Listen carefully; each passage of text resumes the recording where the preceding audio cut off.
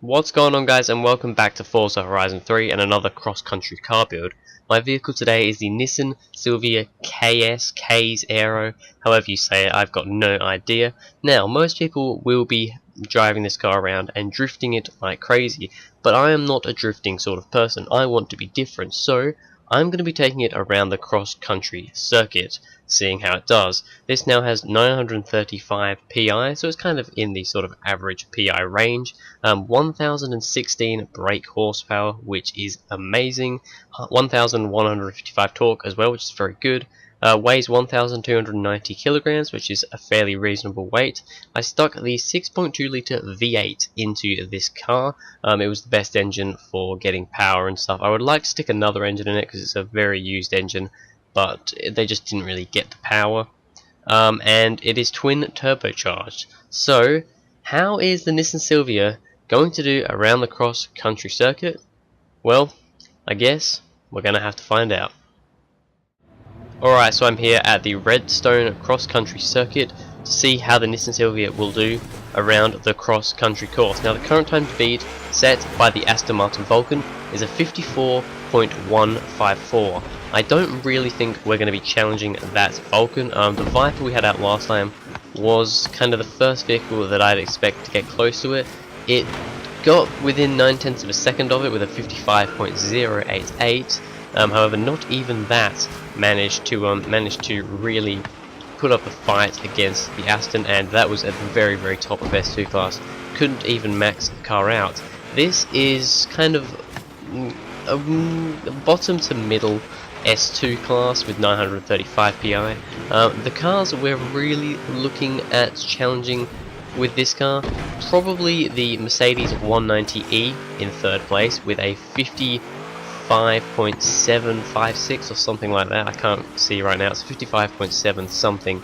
Anyway, that is probably the main time we're wanting to beat. Also, there's like the Ford Falcon with a 56.056 and the Lotus Exige with a 56.123, 124, something like that. So they are the real cars that we are wanting to challenge here. Now, of course, this Nissan Silvia has now been converted to all-wheel drive, as much as some people probably hate that.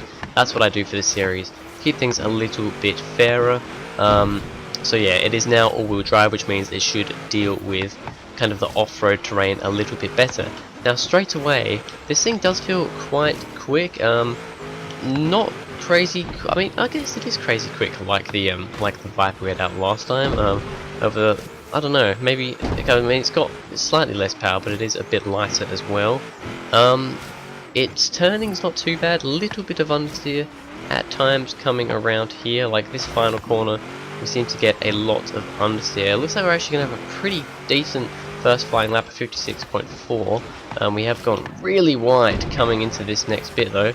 Somehow we didn't dirty the lap up with that one. I don't know how. We have 6 laps to see how fast we can go with this car.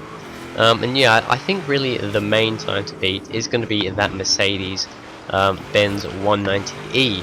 So this car seems to be dealing with things very well. It's got a bit of a weird handling style. I don't really know how to explain it. It feels like through there, it felt like it was going really quick. I maybe was a little bit late on the brakes there. It's the bumps are kind of, they feel a bit weird. I don't know how to explain it. They feel a bit weird in this car. I don't know what that is. They just, I don't know. They don't feel like they did. I mean, they kind of feel a bit similar to how they did with the Viper. That Viper really did not like the bumps at all.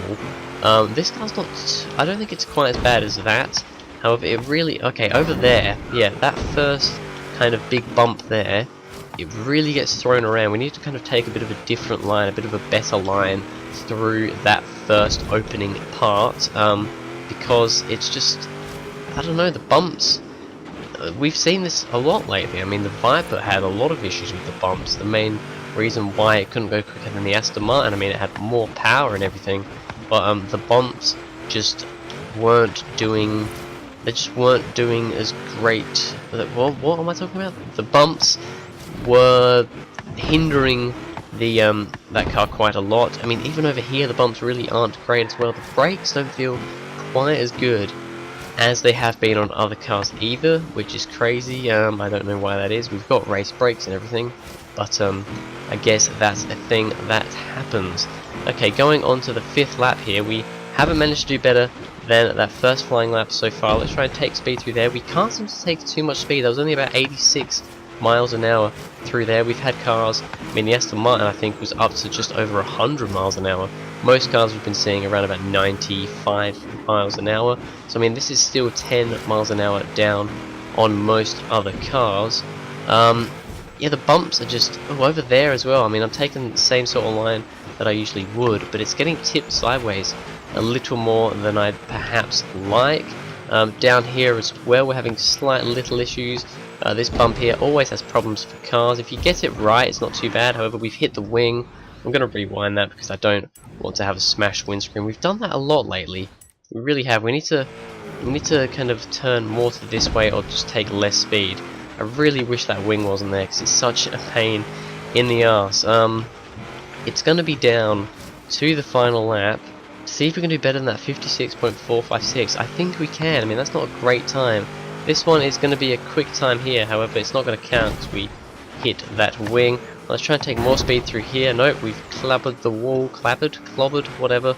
I will count this lap if it goes to plan because yeah, I mean it's not fair otherwise. It has dirtied the lap, but it's just a bit of a bump against the wall. It's not too big of a deal. The brakes really don't seem great in this car. That's one thing I'm seeing. The brakes are not amazing. They just don't seem to be getting it stopped quite as much. It's just going and going. And the bumps once again aren't great either. Scary section down here. Let's try and keep it a bit more this way. No, it gets tipped. It gets tipped around.